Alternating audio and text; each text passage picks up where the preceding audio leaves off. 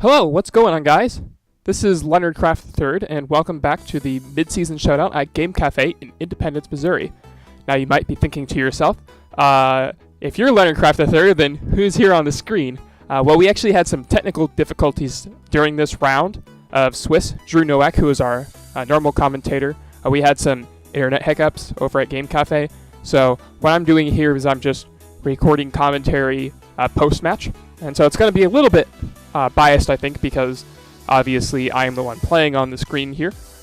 But I can offer some insight into the moves that I was making and perhaps talk a little bit about what John and I were each thinking as we approach this matchup. So myself and John are both 1-0 at this point.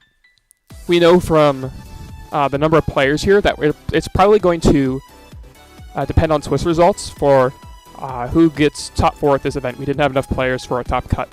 So that means if you want to win, you have to go undefeated.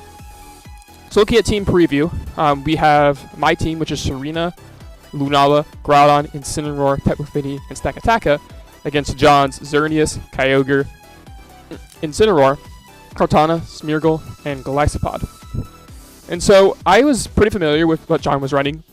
I helped him practice a little bit and get ready for this event. So I was pretty familiar with what his team was going in. I knew that his Kartana was Assault Vest. I knew his Smeargle moveset. And so I was a little bit worried in particular about his Incineroar. His Incineroar has Roar on it, and so that's going to be pretty annoying for my Trick Room setters. In order to defeat that, what I need to do is I need to use pressure from my Groudon or my own Incineroar, which has Throat Chop, and that would be able to prevent him from going for the Roar. So if I lead with Groudon, Precipice Blades will threaten a knockout on Incineroar. This is the team that Alex Underhill got second and top 4 at 2 regional championships. I asked him for a copy of the team, and he was very generous and willing to share it with me. I did some practice and worked through that. So at this point, we actually had some technical difficulties. So he leads off with Kyogre and Smeargle, as I lead off with Lunala and Groudon. And I will be right back once the technical difficulties got resolved. So there we just saw a knockoff into Tapu Fini, as my Incineroar goes for U-turn and knocks out the Smeargle. So that was a pretty quick series of events. This is about 2 minutes later on into the match. I've got my Trick Room up, and I don't remember exactly how many turns of Trick Room I have left. My Incineroar is faster than John's Incineroar, so I had the slower attack there. So he went for knockoff, I went for U-turn. I knocked out the Smeargle, and now Groudon gets to come in. So now Groudon is in a great spot. Groudon is able to use Precipice Blades, and that'll get a knockout onto the Incineroar easily. It'll also pick up a knockout on Kyogre. So he sends out his own Kyogre, and so I have a few options here. So my Tapu Fini can go for a Gravity. That would allow my Precipice Blades to be 100% accurate. So I'd be able to knock out this Incineroar and do a big chunk of damage to the Kyogre. However, I didn't want to quite do that. The reason was I was afraid of the knockoff on the Incineroar. That would remove my Groudon's Choice Band, and it wouldn't do very much damage afterwards. So I ended up going for the Nature's Madness play. So I go for Nature's Madness into the Kyogre, and I hit that, and so now my follow-up Precipice Blades will be able to knock out Kyogre. Unfortunately, unfortunately for me, the Kyogre dodges. I do hit the Goliospod for some damage. Goliospod, being a Bug-type, resists that attack, and the Water Spout from Kyogre goes off and knocks out my Groudon. Well, it doesn't quite knock out my Groudon, but it might even be worse that it did knock it out. Because my Groudon isn't knocked out, I know his Goliospod has both First Impression and Aqua Jet. So that's going to be able to knock out my Groudon easily from this point. If I switch in my Incineroar, I'm going to take a lot of damage as well. Luckily, the Kyogre is much less of a threat at this point. Saving my Groudon would only be useful if I wanted to weaken his rain for later, and I ended up deciding to do that. So Groudon switches out into the Incineroar. So Incineroar puts down an Intimidate on the Goliospod, which is actually relatively important because Goliospod is not a very strong Pokemon, to say the least. And John ends up recalling his Kyogre as well, going back into Incineroar, covering for me switching back to Lunala or a similar play in order to pressure with knockoff later. The Goliospod here does go for Aqua Jet into the Incineroar, so it does a good chunk of damage. I believe I go for Heal Pulse. No, I go for Nature's Madness on this turn. Yeah, I remember. Okay, so I go for Nature's Madness into the Incineroar, and I do half. The reason I went for Nature's Madness there is if he wanted to stay in with Kyogre further, then his Kyogre will be reduced to 25% of its health. And although that would be pretty bad for me, at the very least I should be able to pivot around with, for example, Lunala. That'd be really good for me. Tapu Fini here is in a great spot. Neither Incineroar nor Goliospod are threatening it with a lot of damage. He has removed my Wiki Berry, so that means that Tapu Fini doesn't have its health back. But Tapu Fini can be really helpful here in heal pulsing my partners and getting them back up to relatively a decent amount of health. I believe on this turn, I'm worried about a little bit about Goliospod just kind of Aqua Jet clearing through my team. I go for the Fake Out onto Incineroar. The reason I do this is to hopefully put the Incineroar into KO range of my Lunala Z move. So if the Incineroar is in KO range of my Z move, then that'd be in a great spot. I go for the Moonblast into the Goliospod as well. And so this forces the Goliospod out. By forcing the Goliospod out, I force the Kyogre in. And that forces him to make some awkward choices, because if he stays in with his Kyogre and, for example, goes for Origin Pulse here, as I go into my Groudon and my Z move knocks out his Incineroar, he's actually in a really rough spot, because then his Kyogre will be stuck in the sun, and he'll have that plus his Goliospod in the back, and that won't be able to break through my Heal Pulse Tapu Fini. In addition, if he wants to Thunder my Kyogre here, which would be a pretty reasonable play, my Kyogre doesn't have a barrier anymore, so that would be permanent damage on my Tapu Fini, then the Thunder is not going to be very effective if I switch in my Groudon, so I didn't think it'd be very likely that he does that. So, my game plan was, I'm just going to try to kill this Incineroar. I'm going to try to just kill this Incineroar and see what happens. I actually stayed in. In hindsight, I'm not really sure what I was doing. I think it would have been pretty fair to switch back to my Groudon, because doing so, sacking that off, I guess I can understand this too, because I go for a Hail Pulse.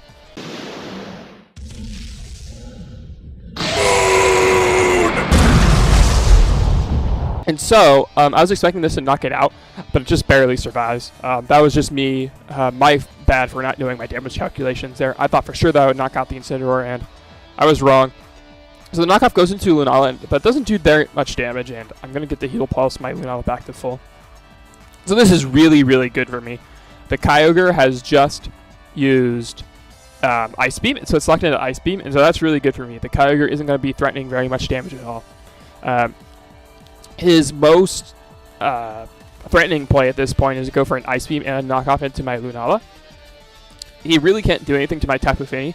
He can predict my Protect and go for something like a maybe an Ice Beam into my Tapu Fini and maybe a U-turn. But even then, that wouldn't give him that much momentum. And I already know that this Incineroar has Roar and not U-turn. So the Lunala goes for Protect. As Ice Beam does hit into that, he just goes for the double target into Lunala, because he's not going to get much by doubling my Tapu Fini. But in the same respect, I also get some good damage off on this Incineroar. So this Nature's Madness into Incineroar is good damage. The rain ends, which is important in the sense that Incineroar's Flare Blitz will do slightly more damage, but not very important otherwise. My Lunala now also outspeeds outspeed the Incineroar as well.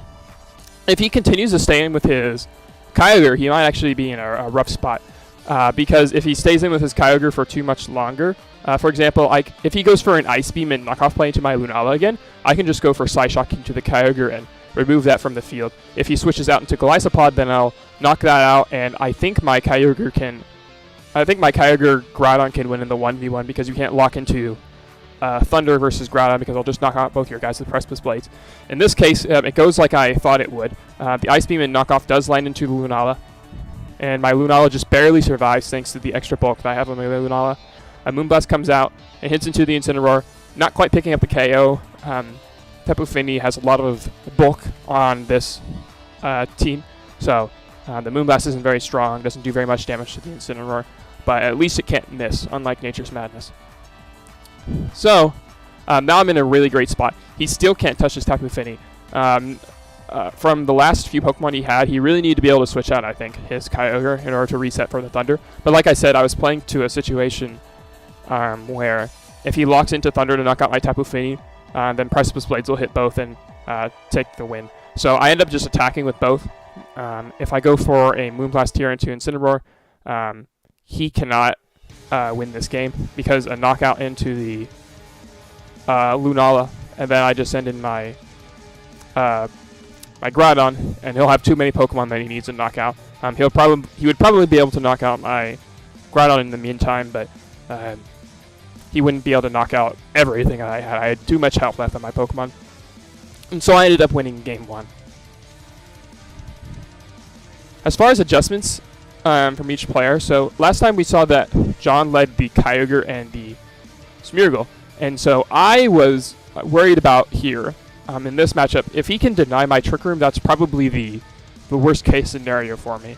If he denies my Trick Room, then he is going to have the speed advantage with his Xerneas and his Kyogre. Although he didn't end up bringing his Xerneas in game 1, instead he brought Goliospod. So Goliospod is a ground resist, which is pretty important, because otherwise I can just kind of blow through his team with a Choice Band Precipice Blades, because Incineroar, unless it has some physical defense, will not be able to take Choice Band Precipice Blades.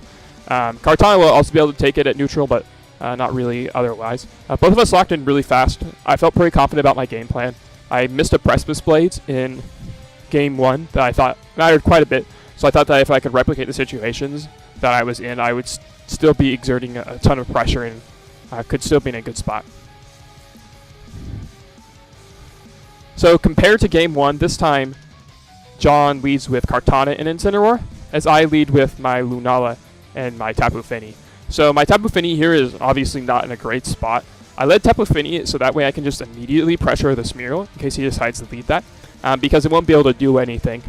You can't fake out my Lunala. If you want to fake out my Tapu Fini, so what? I get Trick Room, and then I can kind of just click buttons through his entire team with things like Nature's Madness and Psyshock or Moongeist Beam. However, this is a bit of a better lead for him.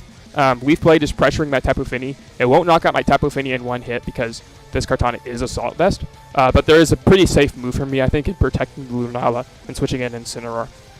There's not really too much you can do about that. A switch to counter that, like a double back out to Kyogre, would be pretty good, and also a U-turn. He does just go for the Leaf Blade and knock off into my Lunala, and I just end up going for the Z move this time. So going for the Z move here allows me to remove the Kartana immediately, which is really nice.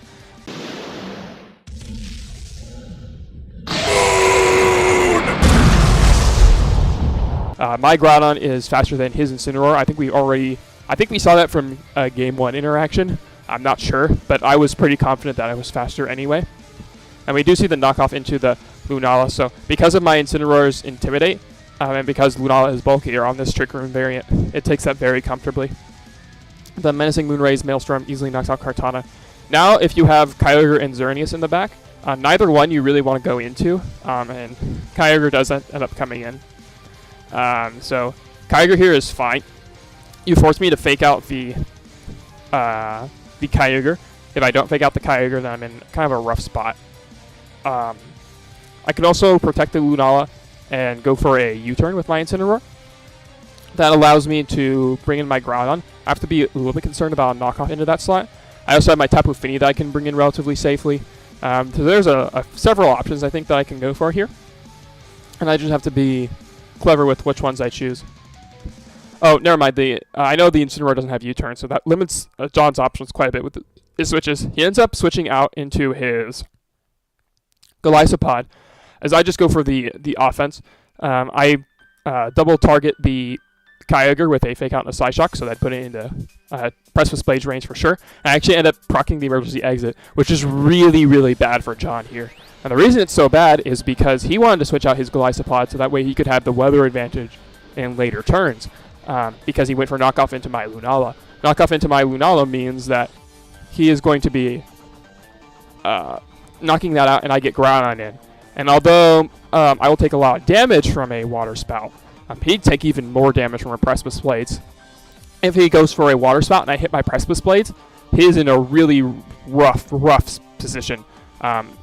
He won't. I don't think he'd be able to win if he locked into Water Spout. So you have to lock into Origin Pulse or you have to switch. If you switch, then your Incineroar goes down.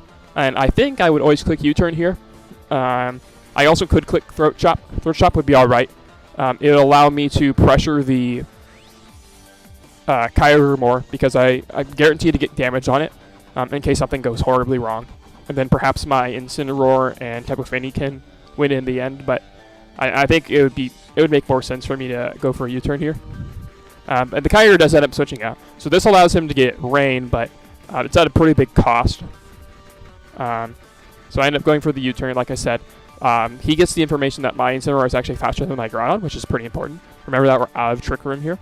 So that could be, that would normally be helpful information if we had like the opportunity to play in Cut again or anything like that. But like I said, this was just going to be the champion of this mid-season was going to be determined by Swiss results.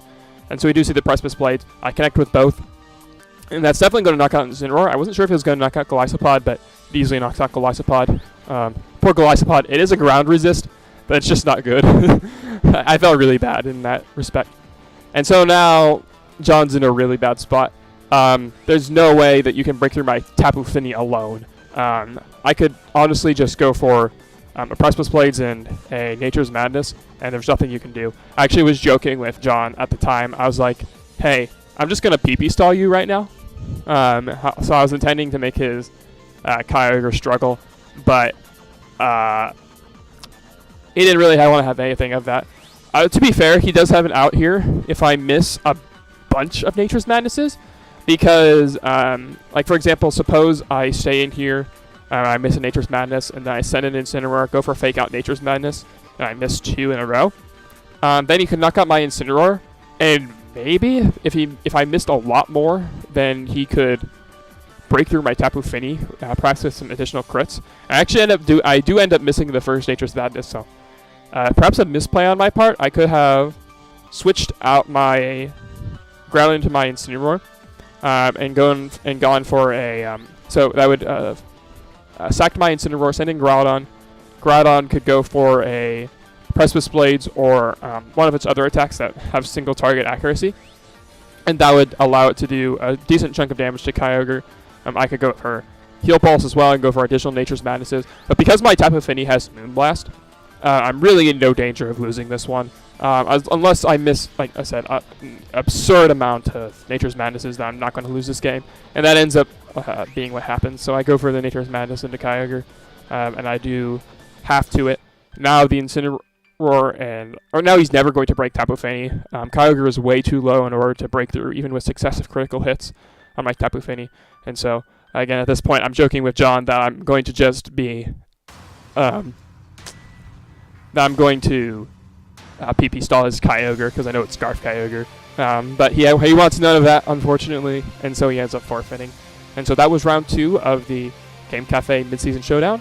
I know it's kind of awkward to have the person who played in the set commentate their own set in this way, but I hope you enjoyed it, and stay tuned for round 3.